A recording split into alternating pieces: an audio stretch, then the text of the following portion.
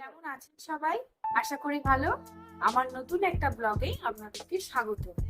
আজকের যে ব্লগটা আমরা বানাচ্ছি সেই ব্লগটা হচ্ছে একটা রেসিপি ব্লগ। আজকে যেটা হচ্ছে পটল আর আলুর খোসা দিয়ে একটা বড়া। পটল আর আলুটা আমরা কাটার পর কি করি, সাধারণত খোসাটা ফেলে দিই। সেইটা না করে খোসাটাকে 1 থেকে 1.5 ঘন্টা বা 2 ঘন্টা আপনারা ভিজিয়ে রাখতে পারেন নুন জলে। ভিজিয়ে রাখলে যে কীটনাশকগুলো ইউজ করা হয় না, সেটা কেটে যায়। এখন ভেজানো খোসাটাকে নিয়ে আপনারা জল ঝরিয়ে ভালো করে মিক্সিতে লঙ্কার সাথে লঙ্কা দিয়ে, মানে কাঁচা লঙ্কা আপনারা যে যেমন ঝাল খাবেন সেই অনুযায়ী ঝাল লঙ্কা দিয়ে বেটে নেবেন। বেটে নিয়ে তার সাথে চালের গুঁড়ো, বেসন, কালো জিরে এইসব দিয়ে আপনারা সেই বড়াটাকে ভাজতে পারেন। হ্যাঁ, চলুন তাহলে আমরা রেসিপিটা দেখে নিই।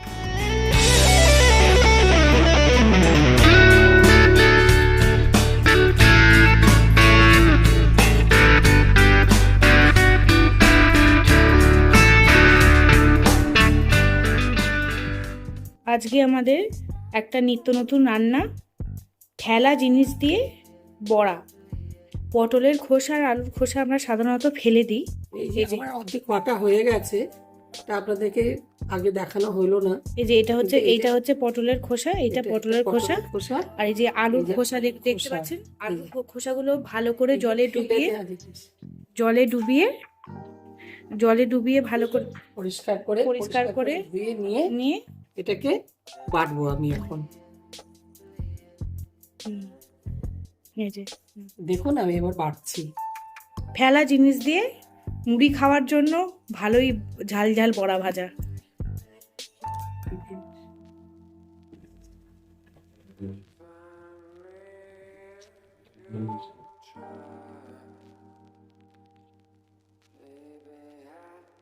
লঙ্কা দিয়েছো?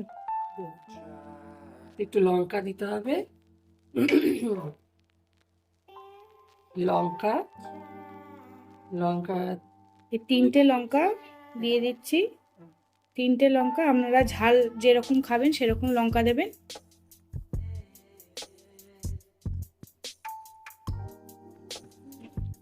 আমাদের বাটাটা কমপ্লিট প্রায় হয়ে গেল। আরেকবার ঘুরিয়ে নিই। আমাদের বাটাটা হয়ে গেল। এর মধ্যে বেসন দেবো, চাল গুঁড়ি দেবো। এই বড়াটা দিয়ে সন্ধ্যেতে বলুন বা সকালবেলা বেশ মুড়ি টুড়ি মাখিয়ে খেতে খুব ভালো লাগে। ফেলে দেওয়া জিনিস দিয়ে রান্না। খেতে পারেন, অসুবিধা নেই। হ্যাঁ, ডালের সাথে ভাতে ভালো লাগবে। বাটা হয়ে গেল আমার। এবার এখন আমি নুন দেবো। এবার কি কি অ্যাড করছো সেটা বলে বলে করবে। হ্যাঁ, একটু নুন দেবো, কালো জিরে দেবো। নুনটা স্বাদ মতো দেবেন, যে যেমন খাবেন দেবেন। আর এখানে কালো জিরে দিয়ে দেবেন। লঙ্কা তো বাটা হলোই। বেসন দিয়ে দেবো।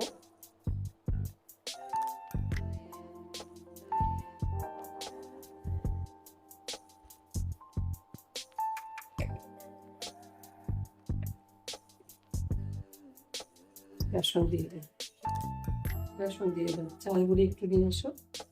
চাল গুঁড়িটা দিলে মুচমুচে হয়। বেসন দেবো, তার সঙ্গে চাল গুঁড়িটা দিলে মুচমুচে হয়। যেটা বেসন দেওয়া হচ্ছে, বেসনটা দিই চামচে 3-4 চামচ দিলেও চলবে, একটু বেশি দিলে। মোট কথা যেটা একটুখানি নরমটাতে একটু শক্ত করতেই হবে। একটু চাল গুঁড়ি দিলে মুচমুচেটা ভালো হয়। এবার চাল গুঁড়ি যাচ্ছে, চামচ করে নিন।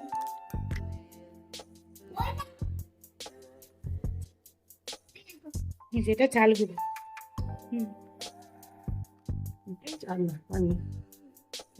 সামান্য চিনির দানা।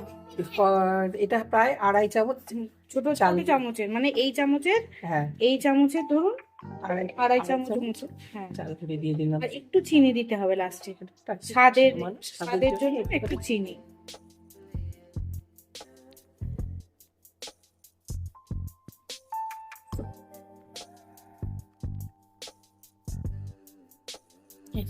বেশ বেশি না, অল্প করে চিনি, হ্যাঁ আমার লবু 2-3 চিমটি চিনি। এই যে চিনির পরিমাণটা আপনারা দেখতে পাচ্ছেন।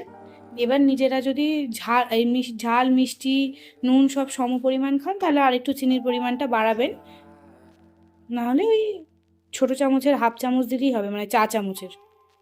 আমি এবার কড়াইতে তেলটা গরম করতে দেবো, ভালো করে একটু ফাটাবো। ফ্যাটানোর আগে তেলটা গরম করতে দেবে কড়াই।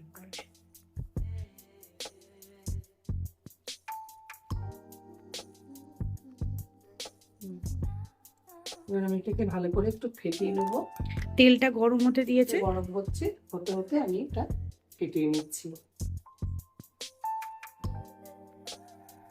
সাদা তেল দিয়েছি, আমি সানরাইজ তেল দিয়েছি। সানরাইজ তেল ফেলে পরে সর্ষের তেলে চটায় হয় না, তো সাদা তেল ফেলে পরে একটু মানে কোলেস্ট্রল ভাগটা কম থাকবে।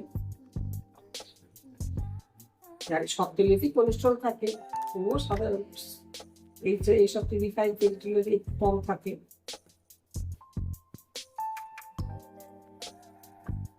ঠিক আছে, আমি এবার এতে ছাড়ছি, একটা একটা করে ছাড়ছি। তেলটা এতটা না দিলেও চলে, আর একটু কম দিলেও চলে, বেশি দেওয়া হয়ে গেছে।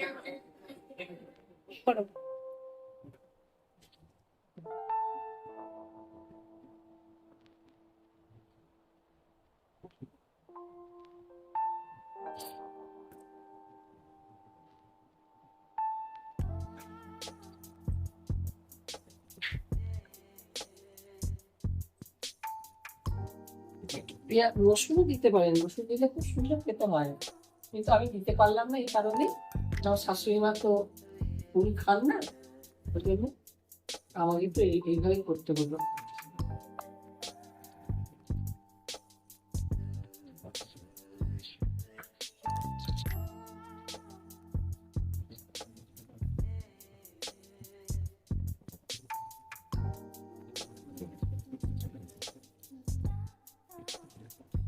দেখতেই পাচ্ছেন এরকম সুন্দরভাবে উল্টে যাচ্ছে।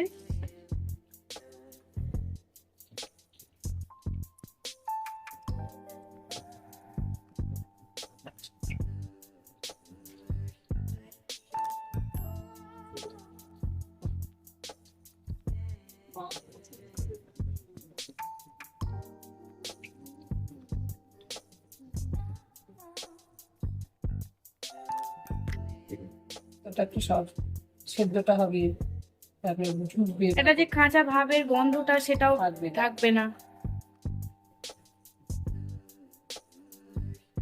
এবার আস্তে আস্তে তুলে নেওয়া হচ্ছে।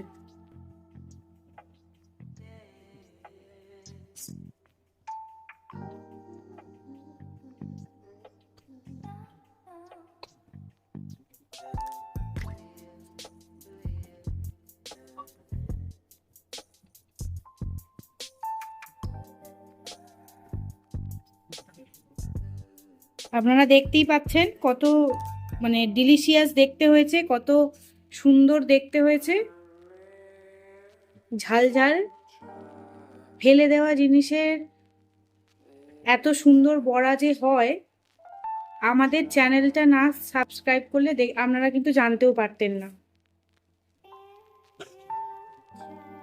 আর এক খোলা পড়ে গেছে।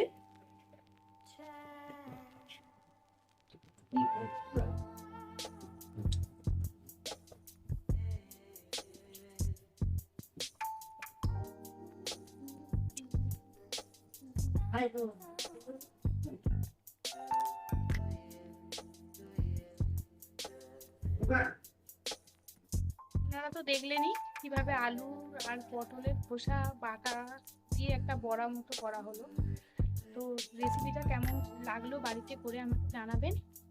যদি ভালো লাগে কমেন্ট করবেন, লাইক করবেন, আর অবশ্যই আমার চ্যানেলটাকে সাবস্ক্রাইব করবেন।